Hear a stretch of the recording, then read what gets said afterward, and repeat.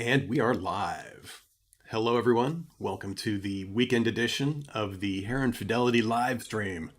And here we are in the almost middle of February. And I think it's time to finish up our previews from CES. In addition to that, I will also be taking a look at some of the upcoming TVs for 2023, beyond what we saw at the Consumer Electronics Show. And in addition to that, I'd also like to talk about the weekend festivities with one of the biggest sporting events, at least here in North America, happening.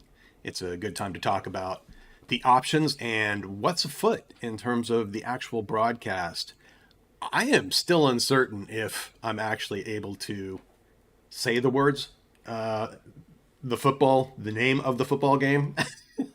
Either way, I think everyone who at least lives in North America or anyone a fan of the NFL probably knows what I'm talking about. Before I get going too far, I'm going to make sure I am actually streaming, and it looks like I am. And I'm going to check a few statistics. This is still sort of a getting to know what the hell I'm doing program as far as learning to use the streaming tools available to me and to make this look as good as possible. So, without further ado, it is apparently live. I've also experimented a little bit as well with the quality of the broadcast in terms of the bit rate. So, if anyone sees anything related to the quality of the stream in general, if it's not good or good, I'd appreciate any feedback you have about that. And let's get to it. Going back to CES in early January, real quick, a couple of the companies I didn't really talk about last week, one being CES. Yeah, excellent. Thank you, Adam. One section I did not cover really was what LG had on the show floor. And the image you see right there on the screen is the artwork created with OLED panels, a couple hundred probably in that picture.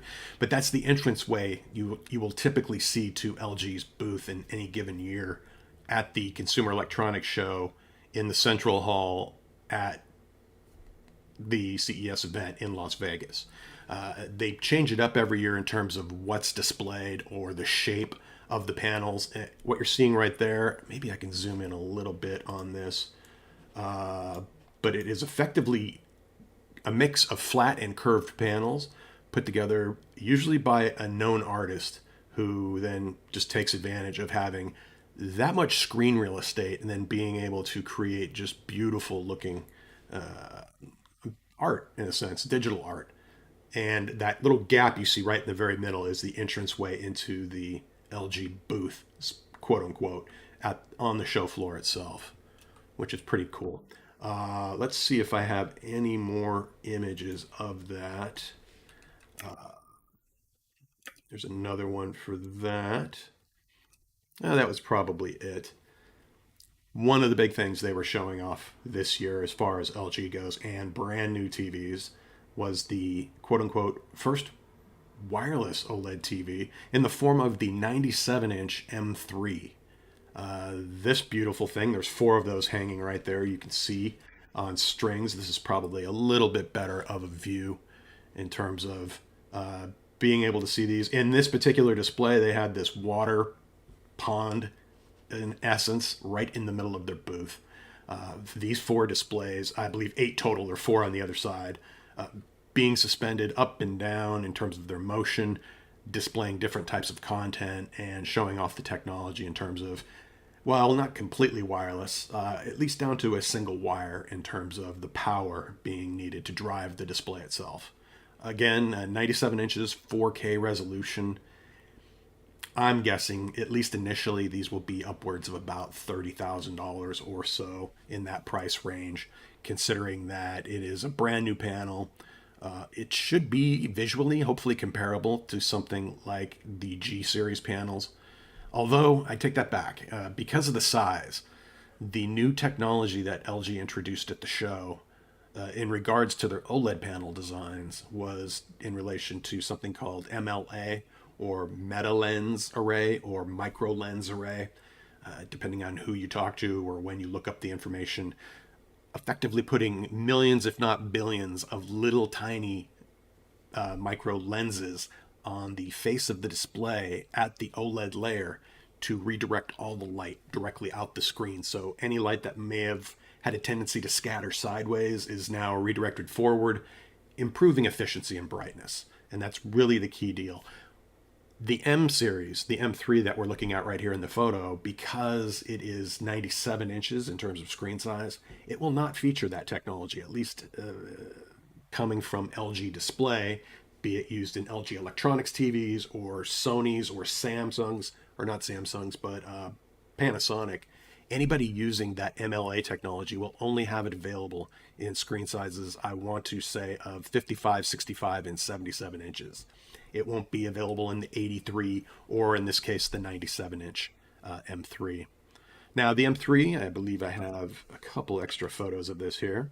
The M3 also features a box, basically, a Zero Connect box that wirelessly transmits whatever you plug into the box to the display itself. And they're claiming up to 4K, 120, maybe 144 hertz. That's going to be the real test. The wireless technology is limited in terms of its distance. It's likely using gigahertz technology to beam this information from the transmission box to the display itself. And they're claiming up to 30 feet of distance. So effectively, that box is going to be in the room. It's going to be relatively close, probably line of sight being the best case scenario. Anyway, that's a pretty expensive proposition for a new display if you're considering it. But if you really want that wireless experience, this is a very nice OLED in terms of having just the size of the screen and its ability to then be displayed in a number of ways with fewer cables involved, at least in terms of what gets plugged into the TV itself, which is kind of cool. And again, here's a couple more shots of just looking at those displays as they're suspended above the nice water effect they had going on with that. That looked really cool. This has been out for a while. This is also an LG OLED that you may or may not have seen before, but it's called the Pose. I believe it's part of their Object series of televisions. And for me, it's a really cool design, if nothing else. I love the base stand for this. I love the back of this particular TV. I believe it's called Pose. It's Pose, and it has an apostrophe over, I believe, the E. I'll bring up the website here in a minute. But the cool thing for me is just it from just about any angle, it looks kind of cool. I love that stand system they have with it. I love that U-shaped twist in terms of its industrial design. It has the hanger there for putting your magazines or whatever you'd like on the back of the set, making it a little more useful, really, overall. It's just one of those designs where something I would really see. This is an OLED. I wonder if I have a picture of the front of it. I will take a look and see. Here we go. The Pose, so to speak. What size do they have this in? Let me see real quick here. I want to say I have seen it. 55 inches. That's the only size. Okay. And for $2,000 currently for list price. So you're paying as much for I think the design clearly as you are for any other aspect of that. And a couple more photos of that. Oh, here we go. This was more of a technology demonstration in the LG booth, but they have long had the ability to create transparent OLEDs. And here is a demonstration of that very thing on this table. This screen effectively you can see about a 1-inch bezel to it around the edges, but looking right through it, you are seeing what's behind that TV, and it is at the same time able to present a pretty interesting looking effect in terms of just being able to go transparent, but at the same time being able to display colorful content in an OLED type format on a transparent medium, which I found to be it's unique. I don't believe this is a product that will launch this year, but it again just shows that LG Display has come up with a variety of different OLED technologies to entice or to show off basically what they can do with these panels, and I find that to be pretty cool. Here's probably one of my favorite TVs. I believe this is the C3 that they had in the show floor. Uh, this is going to be the C series panel for 2023. Not in, I want to say, let's see. Actually, this should have, I'm thinking, a similar brightness to the current C2. And what I am going to be curious about is if they can, if peak brightness is going to be the same. What I believe they have improved as far as the difference between the C2 versus this being the C3 is the fact that they are able to improve the average picture level of this display. So, in essence, if you had a very bright scene, like say a hockey game with the white ice rink, it would be brighter looking on the C3 compared to the C2. But otherwise, in terms of absolute brightness, the G3 coming out for 2023 is the one to look for if you're looking for one of the absolute flagship brightest OLEDs available in terms of featuring that MLA or the micro lens array technology and having that available in a panel. The C2 will not feature that. It will have the standard brightness booster plus technology, and it will just offer, I think, many of the same features that you had in the 2022 model, just slightly more refined. It's really hit kind of a good spot right now. I will be curious to see next year if the meta lens array or the micro lens array technology actually makes it into the C products, into the C series. I would not be surprised. But for this year, no. If you want that ultra bright technology in an OLED, it's going to be the G series panels. And we will see. We will see. Let's see if I can get a little zoom on that. Yeah, you can see still a very nice thin bezel design. The C series we all know and love. It's really that balance between high performance and value. I'm looking to maybe the B series as well as a direct competitor with this, as someone who may not would appreciate more of a value compared to, say, having the C2 panel or the C3 panel coming up and the B3. I was looking at some specs for this year or for 2022 in terms of the B2 and the C2, and I was surprised at how similar those two series were. I am assuming they are actually binning the OLED panels in terms of the quality as they come off the line. The ones that are the absolute best in terms of actual performance get probably shifted more toward the C series, and then those of, maybe they were good, very good, but not quite as good, end up getting relegated down to the A and the B series for distribution and to create a better value. But in terms of that perfect contrast, in terms of 4K resolution, and at least in terms of the B series, you're still getting that 120 hertz refresh rate performance, likely more with gaming. But if you want the absolute, I think, best in terms of a gaming TV and a video file TV on a budget, as far as OLED goes, it's going to be, at least from LG, it'll be their C series again. And not until you step up to the G series are you going to see that new ultra bright technology that could very well provide up to about 2,000 nits of peak brightness, which I am looking forward to checking out as well. I'll go through some of the photos here real quick just to make sure that everything is, in case we missed anything that I'm thinking of at least. And let's see, the stream still shows as excellent, and that is fine. I'm going to stick with that. I did lower the bitrate again. If anything looks fuzzy, let me know, and I'll tweak the bitrate a little bit, or if the audio sounds a little wacky. But let's run through the last of these photos here real quick and see if there's anything I am missing. What do we have here? This looks like a C series in the 88-inch. Oh, no, take that back. The Z3. If you need 8K and you need it in an OLED panel, the Z3 is going to be your friend and the thing you will be looking towards.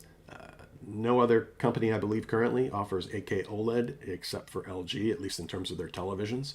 And that's pretty fantastic.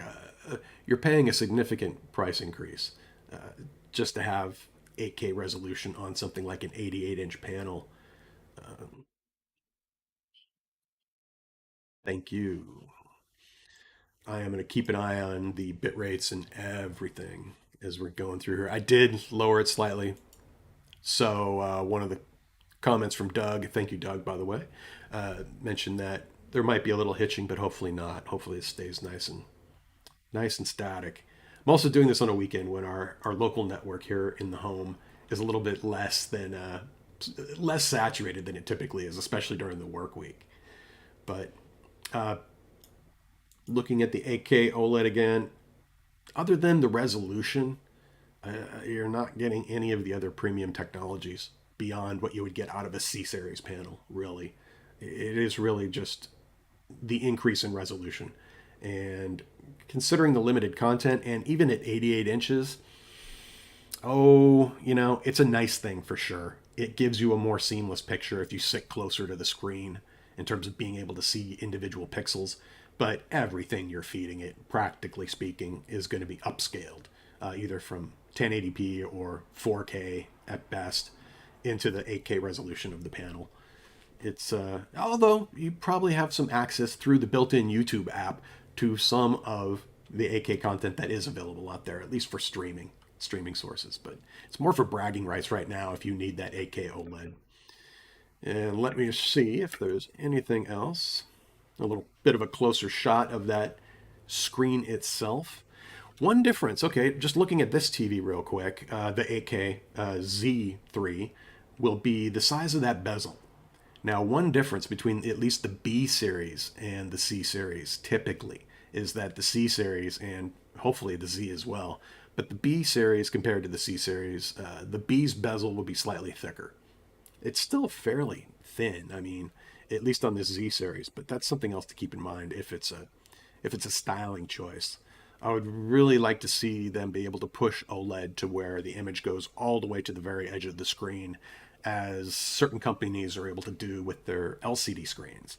Like in the case of Samsung's 900 series for their 8K QLED or their quantum dot backlit LED backlit screens, their 8K screens there have that beautiful infinity bezel, effectively, where the screen literally goes to the very edge, and it creates a very, very good look, I think, in terms of the display system itself.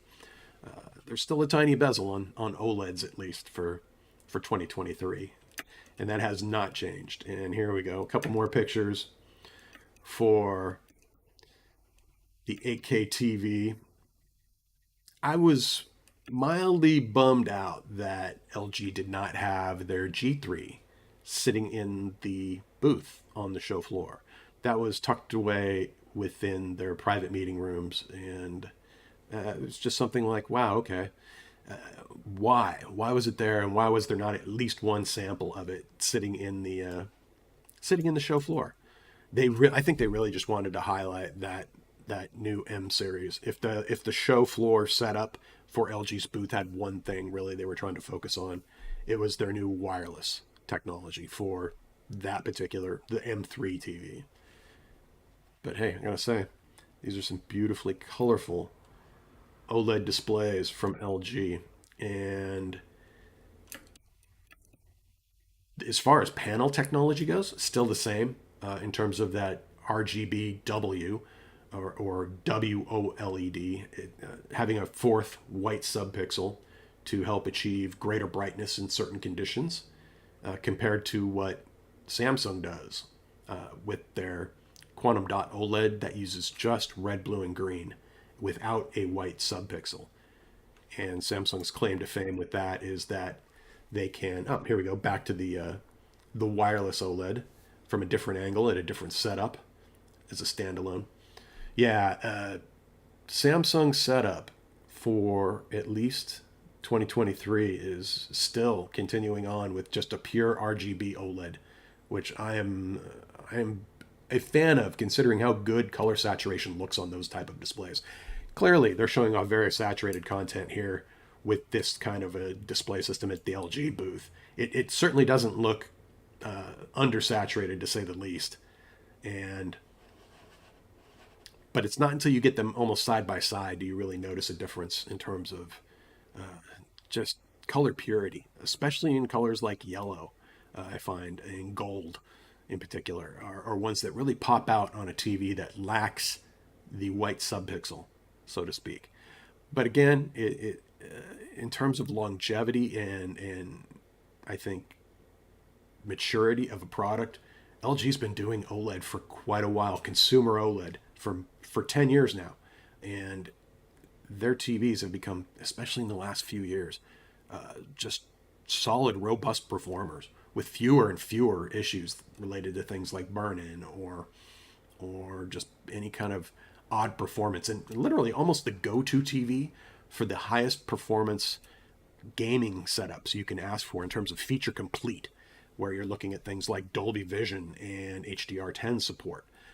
Just across the board, it's all built in. Variable refresh rate, and both game consoles. I'm speaking specifically for Sony's PlayStation 5 and the Xbox.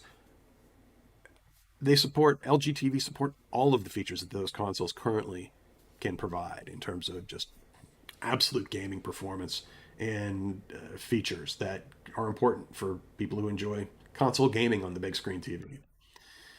And let me just finish up with, let's see, is there anything left here? Got a couple more pictures, beauty shots of the.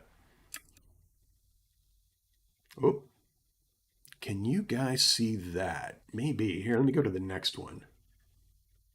Now, just for giggles, if we go look at the LG's website right now, they have that R series, the signature R, the roll up OLED, if you are so inclined, for a cool $100,000. And here it is cycling up and down. I think I have a video clip of it here. Yeah, this lasts about 18 seconds and it just shows it unspooling and maybe spooling back down. I don't recall. But again, that display, the OLED, the signature OLED R, I believe is the name is the R series. That sucker in particular is still extremely expensive for what it is. But if you absolutely positively have to have it, it is available and currently listed on the LG website, which is pretty funny. None of the 2023 TVs, I don't believe, have any kind of a as far as LG goes, any kind of a release date yet. It's going to be in the next month or two. They'll start to trickle out, but nothing as of yet listed on their website. And I'll be sure to keep an eye on that and keep you up to date. And I'll keep you up to date on that. And let me take a quick look here at some other items of note. One other company that really didn't show off much at CES was Sony, in terms of at least televisions. They are still waiting on that for their own event coming up shortly. They have been talking to media under NDA in terms of getting the word out about what is coming out. And just today, I saw from the folks over at High Def News, they tweeted out a link to a YouTube page that featured, I believe, the new. Here, let me just pull it up, and I'll just show you what it is here. And let me make this transition here real quick. Boop. There we go. They found this wonderful YouTube page popped up, and it actually provides a chart that lists quite a few of the Sony TVs coming out for this year, at least the ones that you may care about. And here, let me pull it up and take a look here real quick. It shows off the LCD range and the sizes available, what's new there. The regular OLED, which will be their 80L series, or the A80L in the 55, 65, and 77. You can see right there. As far as the QD-OLED, they only mention the 65 and the 77, and then they mention here, at least in a language I cannot decipher, 55 inches is shown, but maybe that's coming later, or maybe it's being dropped, or it's undecided. I'll find out more information about that. But they will have their second gen QD-OLED technology coming up in the form of the A95L. which has a similar naming convention to what Samsung's doing with their already announced, at least the 77-inch QD OLED I saw pop up on the Samsung website for 2023, and I'm really looking forward to that. In the case of Samsung, that will be the S95C. In the case of Sony, it's going to be the A95L. I'm going to be curious if they're across the board simply switching to that new quantum dot OLED technology from Samsung Display that uses the new blue emitter for increased efficiency, and for that should also provide increased brightness. They're talking also 2000 nits, and Sony in general too. Typically may not run that TV that hard, but it is going to be something fantastic in terms of just absolute picture quality. They are very good at massaging whatever panel technology they're working with into something that's literally reference quality, and it's going to be really fun to see that. One other thing that jumped out at me as far as the lineup here is the fact that 8K is really they're almost consolidating it in terms of just having it available in terms of the Z9L is the mini LED setup. It's going to be LCD mini LED backlit only, and that might not be that surprising really, considering perhaps they're not quick to jump on, say, taking one of LG's 8K OLEDs and making a TV out of that. They would rather, I think, just stick with mini LED technology right now for their 8K flagship LCD television and go from there, at least in a 75 and 85 inch screen size. I'll be curious to see what the absolute brightness and performance of that is as well. And if it's at all comparable, which I'm sure it probably will be, to something like the 900 series from Samsung in terms of their 8K TVs. That Samsung 8K LCD television, their QLED, Neo QLED, is one of my absolute favorite displays of 2022. It is so eye pleasing and so bright and just seamless with that bezel-less design that it's just, in my opinion, awesome. But here's a good overlook of, or a good, I think, quick chart if you need just one quick blast of what the hell is Sony doing. I will also include a link to this YouTube video as well in the show notes for this video. So do take a look at those if you are so inclined to scroll through that. There are a few more charts this person actually put together to show off some of the other, I think, to dig a little deeper into the specifics of the panels themselves. But for me, it was more about the naming convention for the QD-OLED and perhaps if whatever they were doing with 8K. And this, if this is accurate, let's put that as a statement right out there. If it's accurate, it seems to be a pretty good lineup again, and some good options, at least on the mid to ultra premium side of Sony, as far as just what's going to be available for 2023. Excuse me. And what else? What else? Let's see. I wanted to also go over.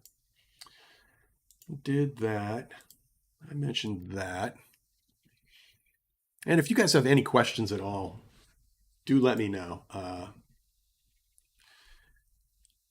would be more than happy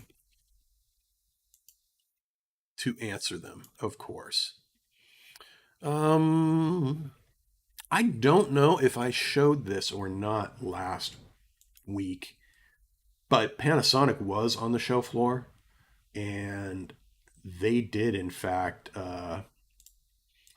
they did have at least one, I don't know, sort of okay demo for their MZ2000 OLED TV. And if you are interested in actually seeing that, let's see here. Here's a couple of pictures I got with it. They were only demonstrating this with something like video game style content. But again, this is another example of a company taking LG displays, premium OLED technology, using the micro lens array technology, and crafting a TV out of that. That of the companies, at least on the show floor, using that panel technology, namely LG and Panasonic.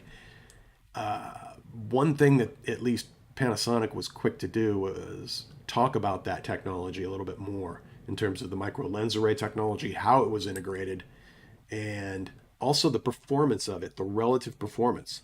They were showing 10% window measurements, which are typical for OLEDs that you do, providing peak brightness levels approaching 2000 nits again.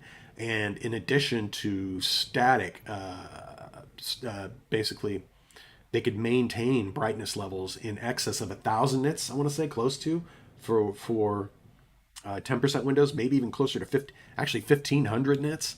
So it is an improvement to say the least. And my only wish was that Panasonic was showing something other than say just this animation style content on this particular display. But still, it was just at least they had that out there, and we will be seeing more of this hopefully in North America as well. The folks over at I can't think of the name of the retailer off the top of my head. Value Electronics in New York will be getting these in. So even though this is mostly for European markets, there are importers here in North America who can actually acquire these and sell them to you legitimately if you are so interested. So if you are the fan of Panasonic and you're still clutching that OLED or you're still clutching your plasma and you wish to upgrade to another Panasonic in the form of an OLED, you do have that option. It's just more about having to find the right retailer in terms of being able to do that. And let's see what else. Let me let me fade that out. I had a couple other things I wanted to show off as well. Um, Coming up this weekend is also going to be the Super Bowl here in North America. The great NFL game is going down, and I'm looking forward to actually checking that out. This was the first season where I've actually had a chance to experiment with some of the 4K streaming options or 4K broadcast options that are available here. I'm still finding a lot of content is at best 1080p in North America. It's very rare to find live events or broadcast television being displayed in 4K except for special one-off programs. And one of the few exceptions I've seen lately is in the terms of sports, and seeing that you have things like the NFL, and this I believe this year, at least here in North America, it's broadcast on Fox. Uh, One of the main complaints I have about at least the setup currently is that it's rare that you actually have true 4K broadcasts. They're often still a 1080p broadcast in terms of the back end processing and capture, and then it is up converted to 4K. And one of the unique things, at least for this year, and this is what I would say is similar to what they did for the World Cup in football or soccer, was that they'll be offering this in HDR in the form of, at least here in North America, it's going to be Dolby Vision, and it will be available only through Comcast and only for people who have their X1 hardware, and I'm sure an appropriate subscription to 4K programming. But either way, it's pretty limited. I know so many people that have converted from set-top boxes to streaming sources for live TV, in particular YouTube TV, and you will be able to get it in 4K through YouTube TV. But in terms of having true 4K, it's still kind of hit or miss in terms of the event itself, and is the back end processing still being done in terms of the broadcast trucks and the capture on the cameras themselves. Is it 4K at any point, or is it all just simply dumped to 1080p and then up converted at that point for broadcast? And at least with this event, it appears that it is 1080p being up converted.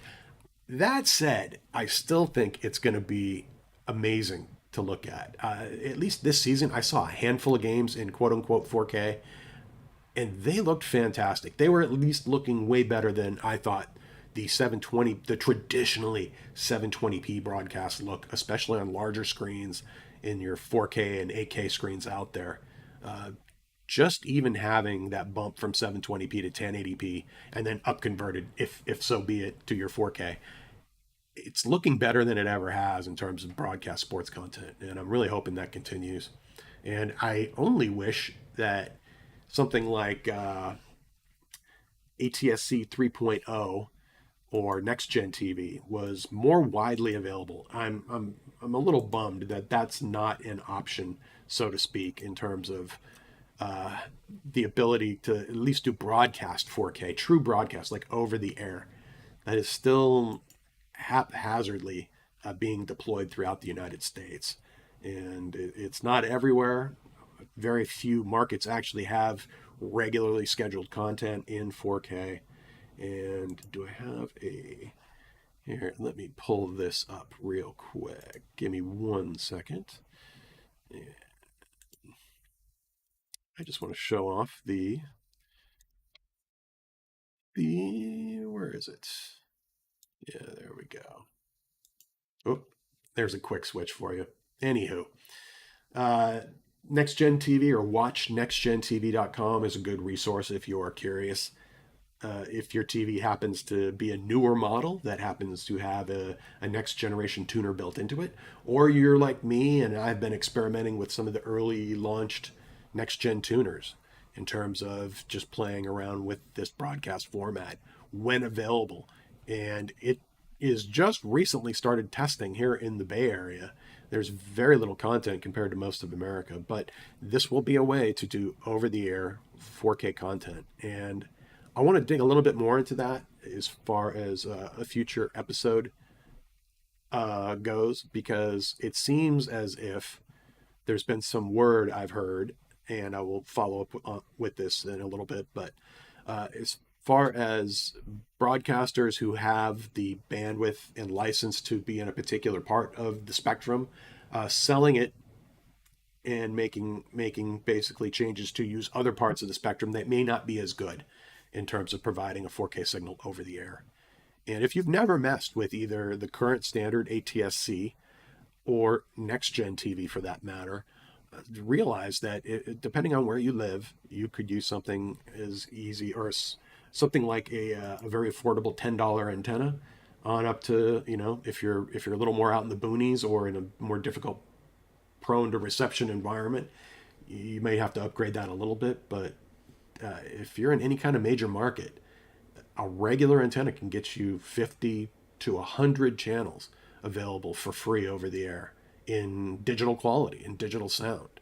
And it's nice to have that as a backup option, especially considering the other day I'm in a household now that pretty much does all of its TV over the internet.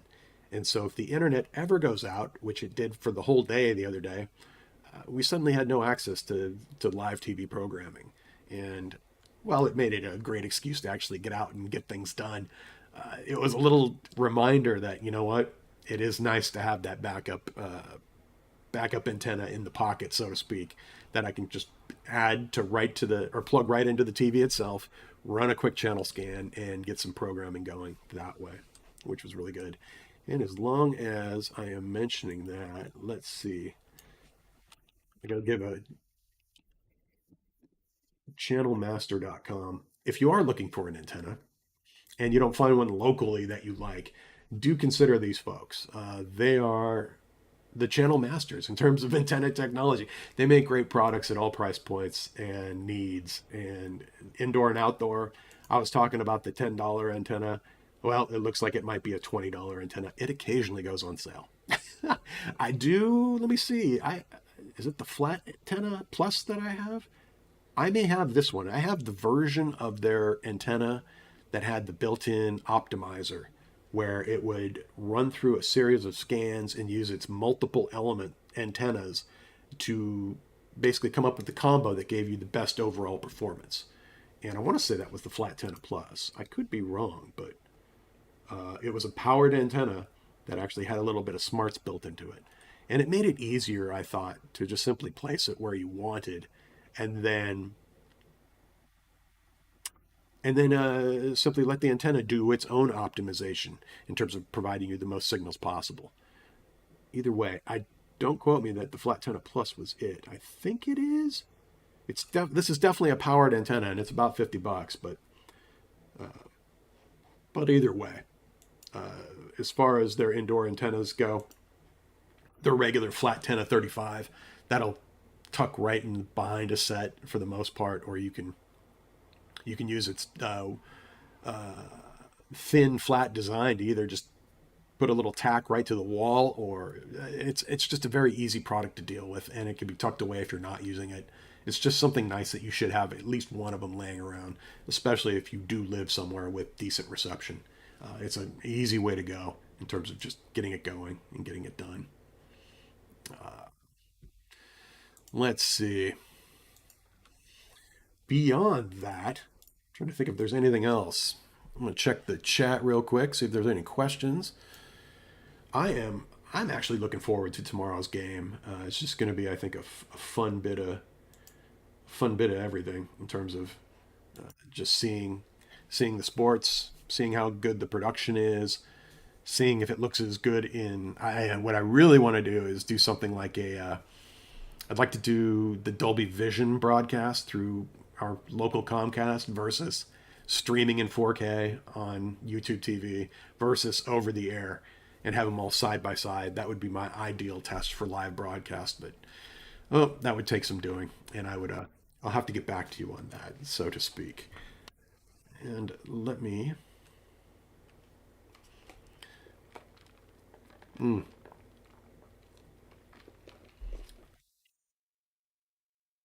One other item I will be getting into hopefully here coming up shortly is I'm still working on a couple of logistics related to how to best show this. And I can easily show here, let me just pull it up real quick. But here is my laptop that I use for calibration work. And running on this laptop is the Calman software from Portrait Displays. And let me pull up that window so I can actually control it. Hello. There we go. Whoops. Now I've done it. There we go. This is the main interface that stop. I'm going to leave that alone. There. This is the main interface. I can select from this software a variety of different tools, including meter profiling. This happens to be a custom workflow for LG displays made in the last few years that allows me to do quick calibrations for SDR, HDR, and Dolby Vision. That to me is just something pretty fantastic. What I want to add to this view, or to be able to show, is another camera view to show the actual display itself. And I should be able to have that ready to go by next week. I'm trying to use the built-in camera on my laptop and have that pointed at the TV in question being worked on, and use that as part of this broadcast. And I don't want to do it within this window. I would rather have it as a separate element. And so I'm trying to set up something like, say, VLC and stream that camera to my workstation computer that I'm sitting at right now, and be able to control that video window a little bit easier as a separate element. But otherwise, if not, I will just simply pop up VLC showing the notebook's camera pointed at the TV in question, and we'll do a little walkthrough in terms of how you go about calibrating a TV using software like this, or I'll also eventually explore some free options or options that cost significantly less than this does. But one of the beauties of working with a piece of software like, in this case, it's Calman Ultimate from Portrait Displays, is the fact that it ties in so nicely with certain display technologies, in particular LG TVs, certain select LG projectors as well, including some of their new dual laser designs, which gives me similar functionality in terms of being able to just select what display it is, be able to program it directly, and have that locked to the TV. So it's not like going into the menus and making adjustments. It, for the most part, is going in and writing the information directly to the TV itself. And if you've never seen an interface like this, I'll go through here. I can simulate a lot of it. So it's just like, here would be like if I loaded it up for the LG display. in particular. And it doesn't even have to be LG. Here, I can open up like a calibration, a SDR manual calibration. So let me just fire that up real quick. This would be like if I wanted to do some analysis real fast, or a guided manual calibration in this case. And here it is going through like connect your meter, connect the source device, whatever your signal generator would be, whatever it is that's going to create the test patterns that are to be measured on the screen in terms of creating specific window sizes or different colors or different grayscale levels. You need some device to do that. If you are working on a computer and you're calibrating that computer, you can actually use that device's display with a window here on the screen to be that source material itself. And then finally, for things like LG displays or the other displays that are compatible with this software, I can connect directly to them. And once that is set up, I'm able to then do direct display control, it's called. And am provided actually certain direct controls of that display where I don't have to go into the menus on the TV, and it keeps me out of that mess. It allows me like, oh, I need to bump up the brightness or the contrast or change a grayscale setting. I can do it right within this menu rather than have to mess with that. As far as calibration targets go, if this is currently set for a good default for most TVs for standard dynamic range video in terms of the white point or the color of gray, and D65 is the primary main target 99% of the time for a lot of televisions out there, or projectors for that matter. The color space in terms of what color palette is to be used, the standard being Rec 709 or BT 709, and then that is fundamentally the same that is used for sRGB, which is a popular PC color space as well. And if I needed to change that, I can come right in here. Maybe I was doing P3 color or what have you, or something custom, but very rarely. It gives you the physical coordinates of that color of gray as well, and that's always kind of nice. And then the EOTF, or in this case, you could think of it as gamma. I could either select something like a power function, and like 2.2 or 2.4, or for a lot of cases, I'm using the BT 1886, which factors in a measurement of black, and it's a little bit different in terms of how a display ramps up out of black. One nice thing is that with BT 1886, if I'm working on something like an OLED that has a perfect black level, it generally will give you something close to 2.4 gamma, which is about perfect for what you're trying to do with that display. And likewise, with something like an LCD where you don't necessarily have perfect black, it would give you something a little bit less than that, or not less in terms of worse, but a little bit different, and make it so that in all cases, especially if you're trying to do any kind of display matching, your ability to perceive dark detail is going to be consistent. And that's one nice thing about that. Then once all of that's set up, you get into, here's an example of a pre-calibration capture, and I can actually let this just run as a simulation, and you can kind of get an idea of what it would look like if it were actually running, taking measurements through the various steps in the grayscale. It's actually you can see it crawling across here where it's simulating measuring 10% gray, 20, 30, 40, 50, 60, 70, on up through 100.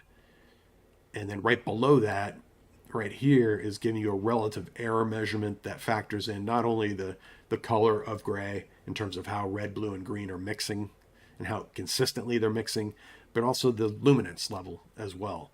And then finally, it did also a set of primary and secondary color measurements.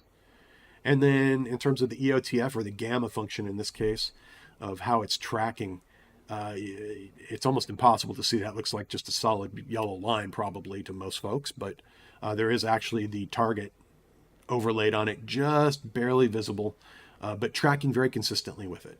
And it also gives me a min and max luminance level, as well as in terms of what the darkest level was and the brightest level that it measured. Once that's done, this gives you like the view of before, quote unquote. Then I click next. Here it is where if I had to use basically if the TV had multiple modes in terms of the color temperature or the white point, and figuring out which one is close to that D65 or 6500 Kelvin. This is a quick tool to be able to take several measurements and then to be able to figure out which of those presets is the one to use. Like in the case of a lot of TVs, they'll typically use a warm setting or a warm 1 or a warm 2. Which one is it that comes the closest to that target we're looking for? And to go from there. And then once that's done, what are we looking at here? Correlated color temperature. Again, this is figuring out not only the color temperature, but also it looks like here a gamma measurement as well to make sure that if there are presets for your gamma settings on the TV, that you get those close to what the target is you're going for, or to give you a menu at least to adjust those. And on this particular menu, you can see this one. There's a green button down here in the corner, and I don't know if that shows anything. But effectively, what it's doing is by measuring green, it's making sure that it's on the target that's up here at the top in terms of the chart, and it's not doing a green, say, that is extended way off into the more saturated levels. That may be the case if you are using a panel native color space or a vivid mode or something that's exaggerating color saturation. You're trying to find a preset that comes, in most cases, close to the target already, where you're not having to really crank a knob to fix it, so to speak.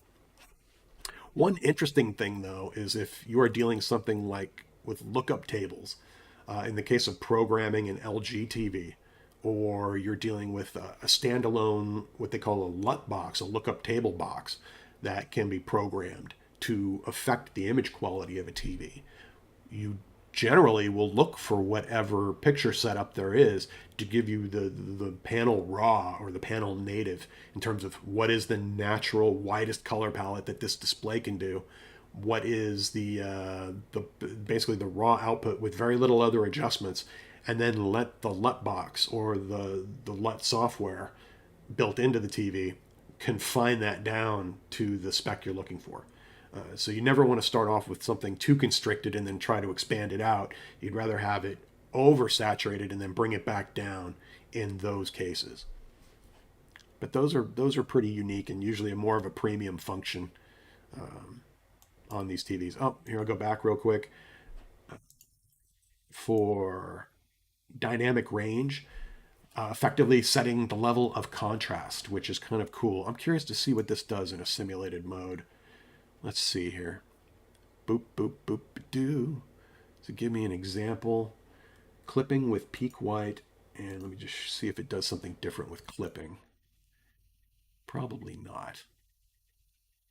Yeah, let me do this again with clipping with peak white, just to make it a little bit bigger.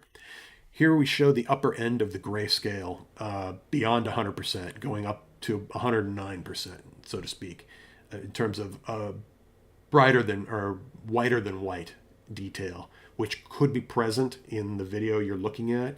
And when calibrating a TV, one interesting thing to keep in mind is that the contrast setting directly affects the cutoff point of this upper end of the luminance in terms of the grayscale, the color of white as it's measured in this very top peak end of it from say 90 to peak white. You don't want this suddenly flattening off at a certain point if you can help it. Now, adjusting contrast is how you take care of that. And one of the things to keep in mind is that if you start reducing contrast, you almost always start reducing the overall brightness of the television or the display unit in particular. So if I saw that as this graph and this chart, as it got toward the right-hand side, was suddenly, say, flattening out, in this case, say at about a 1, I would then go ahead and lower my contrast levels and go from there. And if I could measure this over and over, say with a contrast setting of 50, it was clipping, as the brightness levels increased, there was no measurable increase in brightness at 100% or above. And then I lowered it to say 45, and then suddenly, boom, it gives me full detail all the way up to peak bright, or peak white in this case. And that's just something to keep in mind. Certain displays, too, as far as contrast settings go, when you turn them up too high, suddenly the peak whites, the very brightest white details will become pink or red. And that's something that's very easy to spot with this as well. You'll see red suddenly getting a little crazy and staying above green and blue. And by simply lowering the contrast a little bit, or being aware that setting is there, can help you rein in some weirdness at peak white. And this is just a quick chart to be able to look at that. And by hitting the brightness of the contrast buttons, that'll bring up the appropriate test patterns. That's something I will hook up for next time. The output from my signal generator would be kind of cool. And that's I have a capture device that would be able to show you some of those test patterns. And can I actually just show that? Open a pattern window. Yes. Let's see. Here's what I was talking about. If you're working on a computer, you could just open this pattern window. And I'm curious, here's something like a contrast pattern again, all the way up to 100% white. And then are you seeing stepped detail as it goes down in levels? 235 is considered your standard peak white within video production. And anything above that, technically there shouldn't be any more detail above that, but you'll find some programming and some people author their content in a way that does take advantage of this brighter than white space to provide some detail. And it's good to never cut that off completely, although you do that in the name of gaining brightness, but otherwise. And then does it show something? Here's something similar for black, although this is more RG, this is more PC style display, you might be able to tell. Generally, level 16 for your standard dynamic range video is black. That should be indistinguishable from the background. And in this case, it's set up more for PC use, or what would be the full range of the display rather than the video range. But hey, that's cool. I'm glad actually I brought that up. Here, let me move this out of the way. Luminance, just peak brightness for certain environments. The standard for your regular TV, your standard dynamic range TV programming, the displays used in that production are supposed to be at about 100 nits, which is not the brightest, to be perfectly frank. And most folks are not sitting in a pitch black room looking at a TV in that kind of an environment. So here's a quick way just to simply check and see what brightness the display actually is. And calibration in and of itself can also make it so that the display ends up, post-calibration, you typically lose about 10% or so. So wherever you're about to start from, make sure you bump it up, say 10% greater than you need, so you have that at the end. And here I'm going to get rid of and this is just showing an example of a 2-point and a 10-point. White balance here is the 2-point version. And when I say 2 points, it's like you think about that grayscale from 0 to 100. And here we are taking a measurement at 30% and a measurement at 100%. And so, in effect, a dark gray at 30 and a bright gray at 100. And the ideal here would be to have these both just flat, all three matching at 100% on both ends here. And then if that's the case, after we make our adjustments, maybe knock green down a notch, knock blue down a little notch to get it right in line with red. Maybe knock just one chunk of red out of that to flatten that out as well. The goal being to get the error as low as possible. And again, over here, this Delta E2000 is a relative error measurement.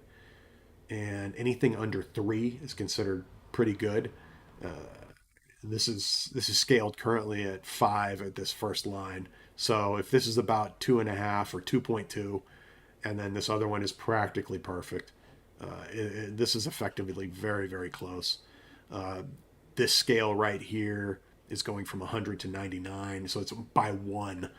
So overall, this simulated response is quite flat and quite good, and what you're looking for. And if it wasn't, this is what you would be adjusting, depending on which picture preset you're going at, and depending on what the room environment is. But to be the most accurate, you want a consistent shade of gray from the darkest shades all the way to peak white, ideally, and you make your trade offs accordingly.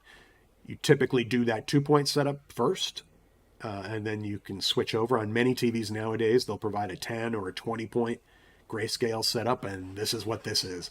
This gets you a multi point grayscale, and you can select the number of points possible that are available within the controls on the TV or what have you. It also just gives you a more granular look at a grayscale measurement. And here, let me just fire that off and let it go a little bit.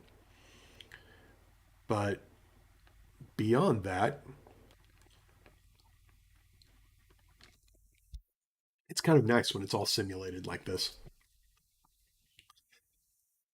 But a goal for next week will be to actually have this connected to a legit display with my hardware set up, and I'll be able to go over some, at least at some point here soon, we'll go over actually measuring a display and tweaking a few controls to give you a better look at how some of this, how basically the controls and the TV respond and uh, how they interact with each other, so to speak. And again, this is a simulated response, not terrible, but room for improvement. You can see some of the errors start to creep up in the brighter end of the picture. Max error of 3.7, and I was saying that it looks like around 80%. And ideally, all of your errors would be under 3.0, ideally 2 or less if it's a really good TV. And even better still is if green is never the most prominent of the colors in terms of being mixed, in terms of RGB, because green is so noticeable to our eyes. It's the color we're most sensitive to. And if you're looking at a grayscale chart, if there is plus green in any of those measurements, it's almost visible every time to most people. And it's just one of those things. If you have to have an error in your grayscale, it's best to have it be plus blue. That way, the least offensive in terms of your potential errors. If you have to leave one there, you can't quite work them all out. There you go. And then once the grayscale is taken care of, we did the 2 point, the 10 or 20 point. You then get into your color management system, or CMS, and at that point, uh, this is something you can work through. The nice thing about the chart we're seeing right here, let me just fill it in with some fake data, is the fact that as it goes through and measures, in this case, 100% color saturation for the primary and secondary colors, it's also showing you what they call the delta L, the delta C, and the delta H, or the hue, the saturation, and the level, or the luminance. And it's for depending on what it is you're doing or which set of colors you're measuring. I mean, ideally, your errors would be minimized across the board on all of these. But in terms of just getting the work done, and if you are going to make some adjustments, where to focus, maybe everything is good except for your secondaries, uh, like magenta, cyan, and yellow. They need more tweaking. And I find, and it's generally considered that if the hue is off in terms of the absolute color of a color, uh, it's more important to get the secondary colors spot on than it is the primaries. For the primaries, it's more important to get the luminance level correct, so that red, blue, and green are you don't have one being overdriven compared to the others within the video signal itself. And this is a nice tool to run with repeated measurements, working on one color at a time, and to go through things like your hue, your saturation, and your luminance output to make sure those are all square and so to speak. I'm talking a lot about calibration, and I know it might be just mind-numbingly numbing to some folks, but that's really what I get paid for, to work on and to keep this level of complexity away from the person and to let them just appreciate having a picture that's dialed into a standard 100%, and then to be able to show them with charts and graphs and content they're familiar with, that their picture is as accurate as it can be, especially for a controlled lighting environment.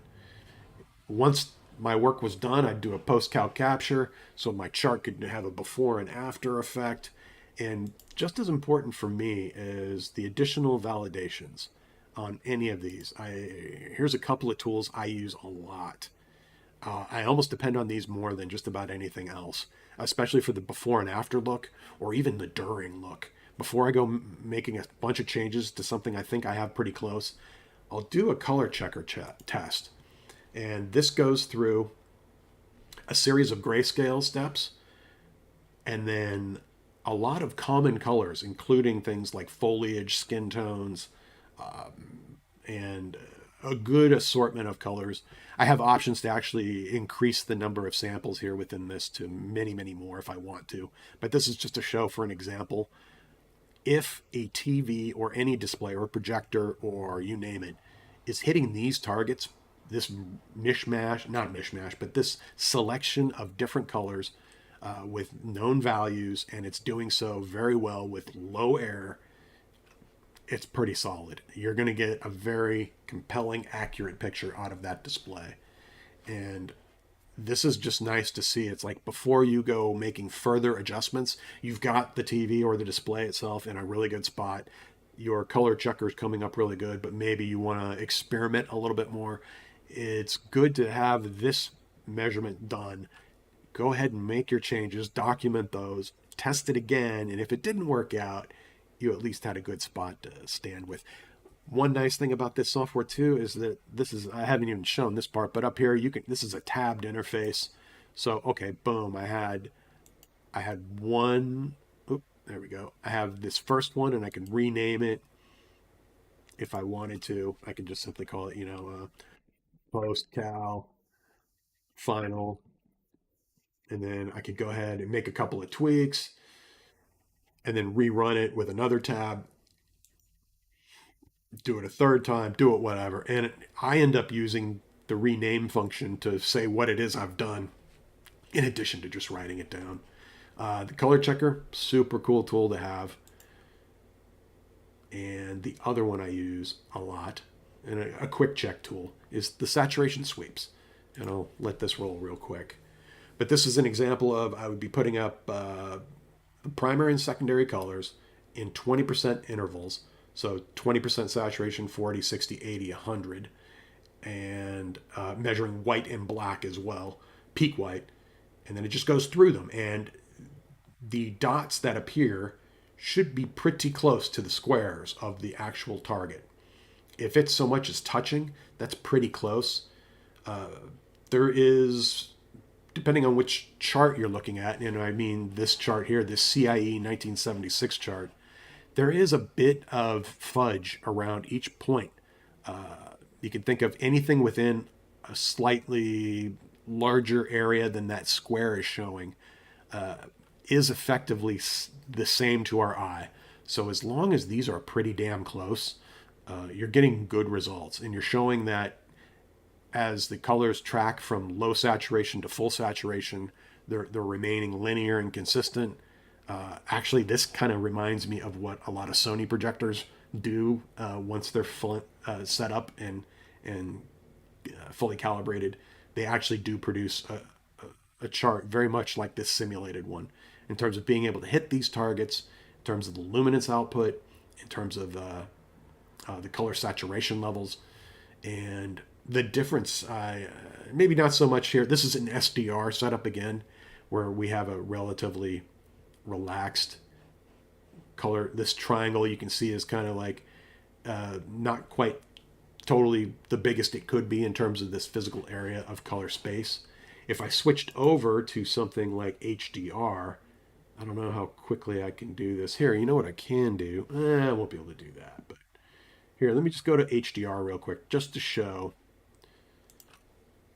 the difference between that for Rec 709, that color, the size of that triangle in comparison to that shark fin shape.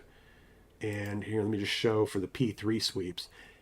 Hopefully you can see this difference though, but you can see that this triangle now for, in this essence, BT 2020 color, the corners of this, the white or the bright part of this triangle are effectively along the edge and is almost as big as this can be. And this is that BT 2020 color space.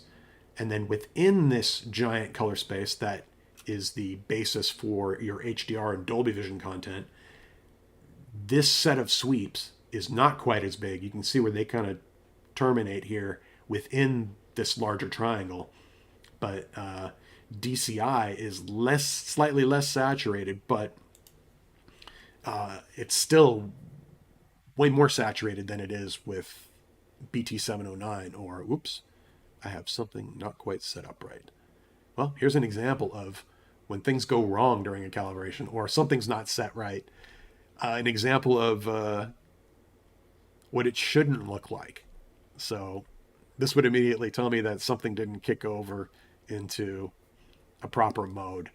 I'm not sure what the simulated version of this is, but anyway, this is just a quick example to show that this is a much larger color space, and this P3 saturation or DCI P3, these levels are representative of a lot of the content we see streaming in 4K or HDR or Dolby Vision, as well as a lot of content we'd see at the movie.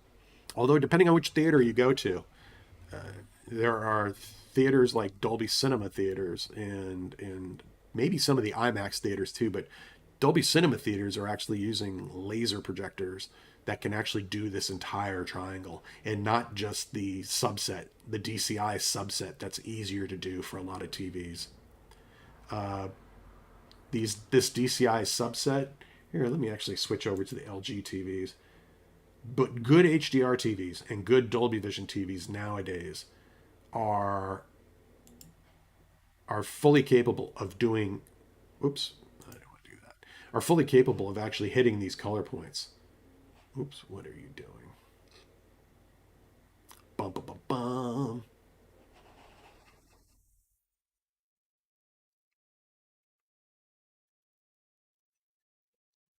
Here, let's see. Saturation sweeps.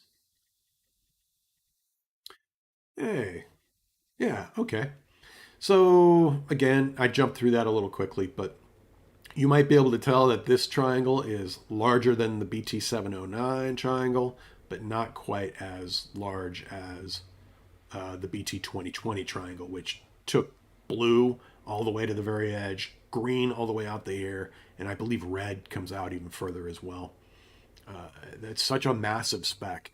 Only laser based displays are able to hit that fully and completely saturate, so to speak. We were talking about LG and Hisense's new RGB laser projectors for 2023, and those are capable of exceeding that BT 2020 color space by about 5 to 6%, which is pretty damn impressive for consumer displays. Anyway, color, color, color. And that's a quick example of some of the software that I use and depend on as far as being able to fine tune TV image quality or projector image quality or doing things like display matching where I have multiple similar displays and I'm trying to make them all look the same. That's another big part of what I do. And these kind of tools really help out a lot in terms of being able to automate as much of it as possible and to make it easy to go through it in a systematic way to where you're not accidentally stepping on your own feet, so to speak, or making it worse, so to speak, or chasing your tail. It's like a lot of these are set up in certain ways to where it's like, hey, you go through it in this fashion through these steps. And there's some notation and other things available as well that just make it nice. And as far as the auto cal goes, the one nice thing is you can see here it includes brands like BenQ and Sony and Dell, LG, Epson projectors. Ooh, actually, I didn't realize that I had a workflow for Epson projectors. That's something I'm going to have to take a look at. But anywho, I just want to see this workflow real quick, and then I'll probably get around to cutting this broadcast at this point. But I think everything's going well. I'm going to take a look at the actual video quality from this because I did knock down the bitrate a little bit, and we shall see. Now we do 2 point Epson. Which Epson projectors? I wonder. Source. Find display. Here's a list of all the display types that I can access, and let's just see what they have under Epson real quick. Let's see the LS12000, the LS11000. That looks like it, and then the TW8400, 9400, and the 6050. I'm gonna have to look up those model numbers in particular. But that's nice. It's good to see more, at least in the case of LG projectors. I don't know if anybody else is allowing it yet, but they actually provide lookup table programming. That's a way of very effectively calibrating color within a display system. It's been a part of their LCDs and OLEDs for a couple of years now. They've brought that same technology to calibrating their projectors. And I'm curious to see if anybody else like Epson is actually adopting anything like that. And considering some of the announcements at CES regarding the Pentonic chipset from MediaTek, allowing direct control with this type of software, having the basic hooks built into the media chip itself, so that software like mine can communicate with more devices out there. So it's less of a custom integration for this kind of access on a display per display basis is a good thing. That's one thing I haven't talked about yet, but the folks who make this CalMan software, portrait displays, they showed off their partnership with, I think it's MediaTek, and this new chipset that will be integrated into many new TVs. And it should make this whole process of being able to calibrate more displays more accurately, more efficiently, even easier going forward. And it's integrating the control that I have through this software into more TVs. And that makes me a very happy camper. And with that said, I'm going to exit out of this, and I'm going to take one last look for any questions. I appreciate everyone sticking with me through yet another test session here. I just wanted to go through a few things and test a few bit rates, test a few organizational configurations as far as what's seen on screen. I wanted to make sure too that for things like when you're viewing this content on a mobile device, be it the chat function or be it even the on-screen text or graphics and everything I have, if you're like me and you're looking at this on a mobile device on YouTube, I typically will stretch the screen out to fill the whole image or to fill the whole display on my mobile device, and that will crop some of the top and the bottom. And I wanted to make sure that some of my text is good for keeping it visible and not being cropped or clipped, so to speak. But anywho, if you have any questions, please feel free to contact me at heronfidelity.com, as it says right on the screen. You can also email me, info@heronfidelity.com, if you're into email.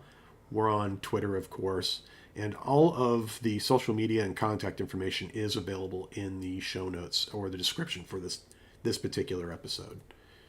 And what else? Tomorrow is Sunday, Super Bowl Sunday, and if the plan goes according to, me and Mr. Patrick Norton will be recording a new episode of AVXL, and I hope we get that done early.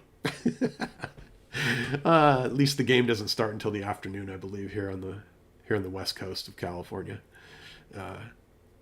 or on the west coast of North America, so to speak. Uh, ooh, I did drop a few frames. I see 0.1%. I'm gonna have to maybe put my bitrate back up to where it was. What am I looking at here?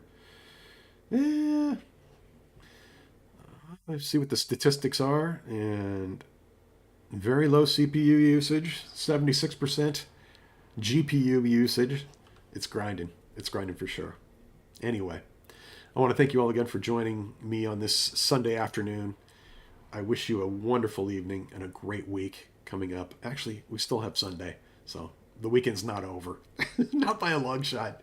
Uh, again, feel free to contact me if you have any questions about calibration or home theater in general.